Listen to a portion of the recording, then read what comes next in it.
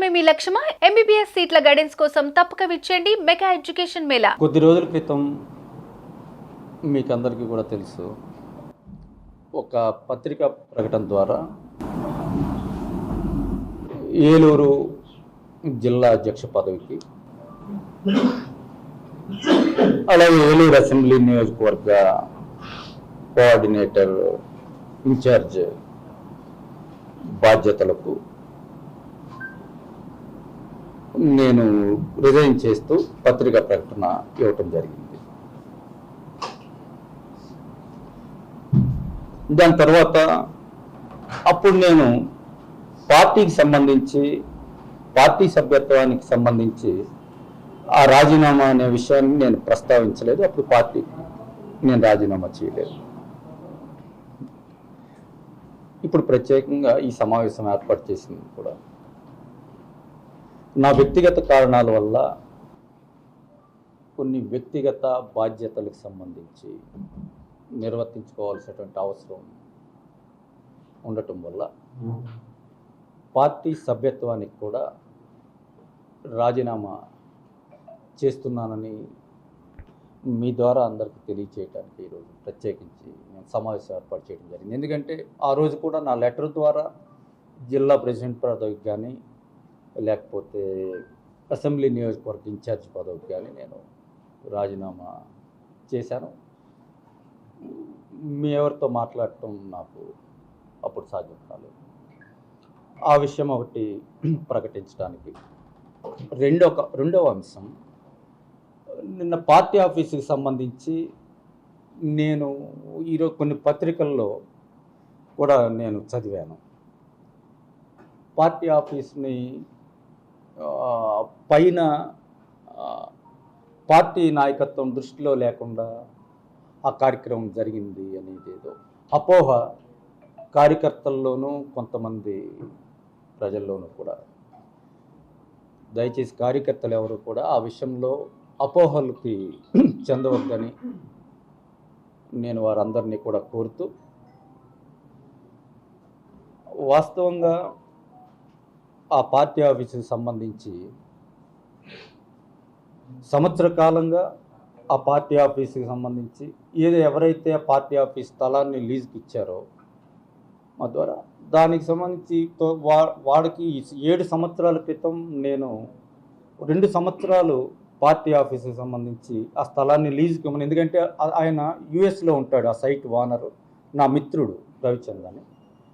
ఆయన సంబంధించిన సైట్ ఏలూరులో ఉండేది. అప్పుడు కొన్ని కారణాల వల్ల రాజకీయ పార్టీలకు సంబంధించి పార్టీ ఆఫీసులు అంటే జనరల్గా ఎక్కువ మంది ముందుకు రారు, ఆఫీసులో ఉంటారు. అటువంటి పరిస్థితుల్లో నా స్నేహితుడికి సంబంధించి ఆ సైట్ని ఒక 2 సంవత్సరాలు లీజుకి ఇస్తే, ఆ లీజులు అక్కడే మేము పార్టీ ఆఫీస్ సంబంధించి తాత్కాలిక నిర్మాణాన్ని చేసుకొని పార్టీ ఆఫీస్ని రన్ చేసుకుంటాము. తర్వాత అంటే ఎన్నికలకు ముందు, అంతకుముందు ఎన్నికలకు ముందు 2 సంవత్సరాలకు ముందు, అంటే 7 సంవత్సరాలకు ముందు జరిగింది. ఇది చేస్తే సరే అని ఆయన అంగీకరించడం, ఆ స్థలాన్ని లీజుకి తీసుకోవటం జరిగింది.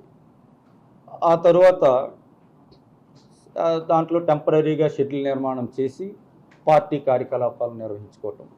ఆ తర్వాత పార్టీ అధికారంలోకి వచ్చిన తర్వాత కూడా అప్పుడప్పుడు అది మేమేదో డెవలప్మెంటింగ్ చేసుకోవాలి కాబట్టి ఆ స్థలాన్ని మాకు హ్యాండ్ ఓవర్ చేయమని అడగటం జరుగుతూ ఉంది. మేము కొంత సమయం అడుగుతూ వస్తూ ఉన్నాం.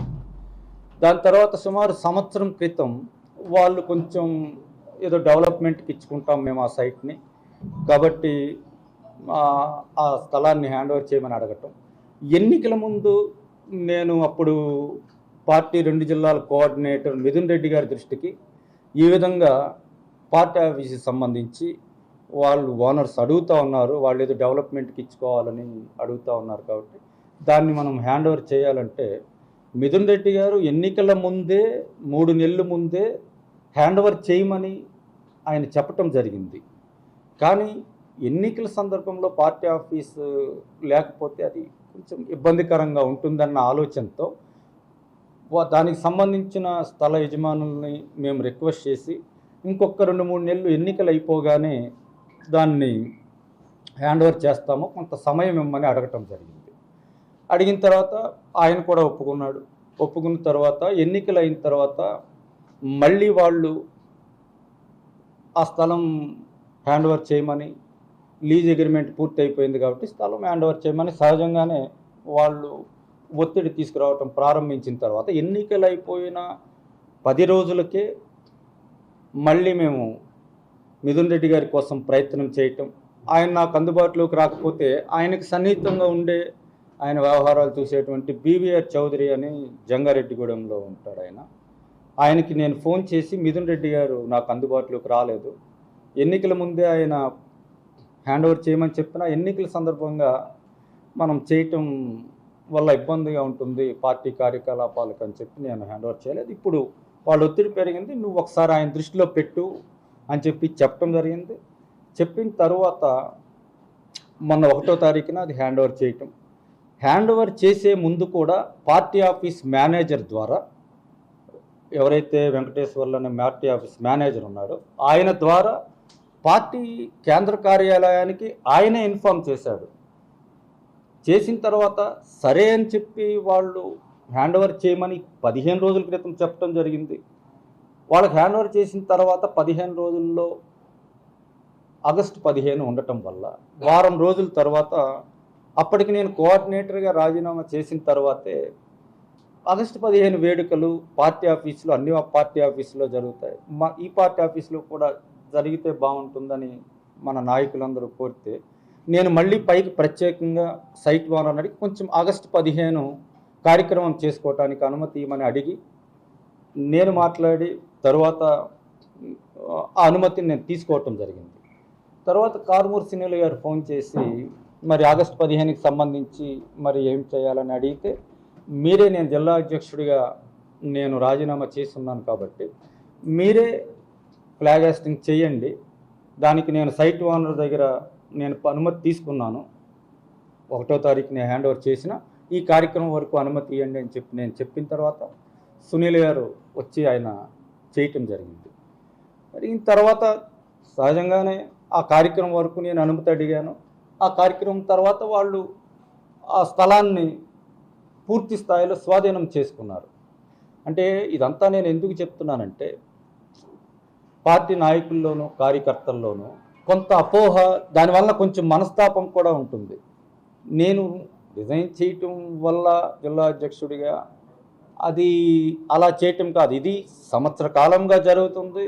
15 రోజుల క్రితం పార్టీ ఆఫీస్ మేనేజర్ గారు కూడా కేంద్ర కార్యాలయానికి ఇన్ఫామ్ చేసిన తర్వాత వాళ్ళు సరే అని చెప్పి వాళ్ళు చెప్పిన తర్వాత, వాళ్ళు డిస్మాండిల్ చేసే ముందు కూడా పార్టీ ఆఫీస్ మేనేజర్ కేంద్ర కార్యాలయానికి ఇన్ఫామ్ చేసిన తర్వాత మాత్రమే అది జరిగింది. దయచేసి కార్యకర్తలను, నాయకులను ఈ విషయాన్ని అర్థం చేసుకోమని నేను కూడా కోరుతూ, వాళ్ళని బాధపడవలసినటువంటి అవసరం లేదని వారందరికీ కూడా విన్నవిస్తూ, ఈ 2 విషయాలని మీకు మీ ద్వారా అందరికీ తెలియచేయాలన్న ఉద్దేశంతో ఈరోజు ఈ పత్రికా సమావేశాన్ని ఏర్పాటు చేయడం జరిగింది. సుమన్ టీవీలో మీ పర్సనల్ అండ్ బిజినెస్ ప్రమోషన్స్ కోసం కింది నెంబర్కి కాంటాక్ట్ చేయండి.